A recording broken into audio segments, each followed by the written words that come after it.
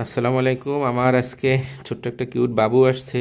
কিছুদিন আগে আপনারা ফেসবুকে দেখছেন কৈতুরীর বিষয়টা, যে স্বামী কিভাবে অত্যাচার করে মেরে ফেলছে। তো সেই কৈতুরের বাবু এটা। তো আসছে একটু স্কিনের সমস্যা নিয়ে, সমস্যা বেশ কিছুদিন থেকে। তো বোনরা হোমিও ডাক্তার দেখাচ্ছে, কিন্তু কমতেছে না। পরে আজকে আমার কাছে আসছে। দেখি তো কি কি কি হয়েছে, একটু দেখান তো আমারে। এই যে ওর সারা শরীরে এই যে এরকম দাগ, সারা রাত্রে ঘুমাইতে পারে না, আর চুলকানি, তাই না? খুব চুলকায় সারা রাত্রে, রাত্রে মনে হয় বেশি চুলকায় নাকি? আপনাদেরও আছে তাই না? এই যে এই যে এই এই আরে বাবা, না না না না, থাক থাক থাক থাক থাক থাক। এই যে তারপর পিঠে আছে, পিঠে পিঠেও আছে না?